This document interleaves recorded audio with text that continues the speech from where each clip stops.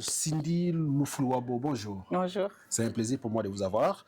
Et puis, j'ai suivi votre participation sur le sommet.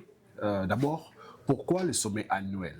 Moi, je suis une ex-employée du sommet annuel. Ah bon? Donc, j'ai travaillé ici, j'étais agente de planification et de liaison. J'ai revu Belinda à une conférence Oui. sur la santé mentale des communautés noires. Elle m'a dit que ce serait une belle opportunité pour toi de venir partager ton projet de mémoire ici. Donc, vous avez un projet de mémoire, vous êtes plus sur la société LGBTQ. Alors, c'est quoi l'attirance à cette communauté LGBTQ? C'est plus le fait que c'était un sous-projet du projet de mon directeur de recherche. Okay. Donc, c'était pas... Moi, je m'intéresse à la santé des groupes marginalisés. Spécifiquement, moi, je m'intéresse à la santé des communautés noires. Ouais. Et lui, son projet était déjà sur les communautés LGBTQ. Donc, c'était un moyen de rentrer sous son projet et d'apporter ma touche personnelle qui est... Donc, mon expertise à moi est plus sur la santé des communautés noires. Mais puisque lui, son expertise était sur la communauté LGBTQ, de faire sur la communauté LGBTQ noire, c'était un moyen de rassembler nos deux expertises ensemble. Alors, quand vous avez commencé, vous avez dit que c'était un sujet tabou. Oui. Pourquoi l'appelez-vous tabou? Je pense que c'est pas un sujet qu'on aborde énormément dans la communauté noire. Je pense que certaines personnes ont l'impression que ça vient... que c'est un clash un peu avec nos valeurs traditionnelles.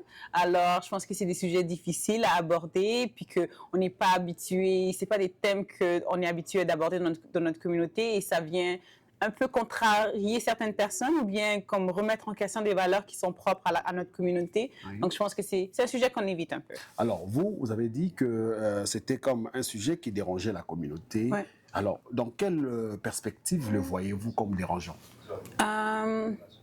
Je pense que la religion a une place très importante dans la communauté noire et que je pense que ces communautés-là, l'idée, la conception un peu de l'orientation sexuelle, ça peut venir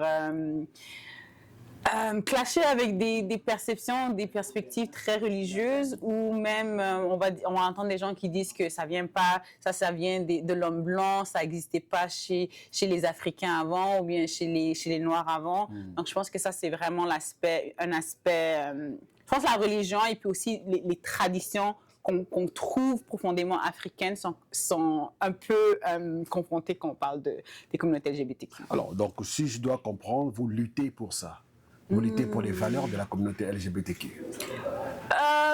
Je pense que l'aspect que j'aimerais focaliser sur, c'est que tout le monde a le droit à un accès aux soins de santé équitables. Mon but, mon objectif, c'est des soins mon but, c'est de faire en sorte que tout le monde ait des soins de santé équitables. Pas forcément... Soit traité de la même manière. Exactement. À la fin de la journée, ce que les gens font dans leur vie privée, ça les regarde. C'est pas dans mon aspect à moi en tant que chercheuse en santé publique, je suis pas là pour défendre des droits quels que soient. Le seul droit que je défends, c'est le droit à un accès aux soins équitables. Que tout le monde ait accès à des médecins et accès à des ressources qui leur permettent d'être à l'optimal de leur santé. Et puis, ce qui m'intéresse, c'est la santé des communautés noires. Mais est-ce qu'on peut prétendre s'intéresser aux communautés noires si on s'intéresse seulement à certaines personnes de la communauté noire et que d'autres personnes, on les délaisse? Non. Merci beaucoup. Ça fait plaisir.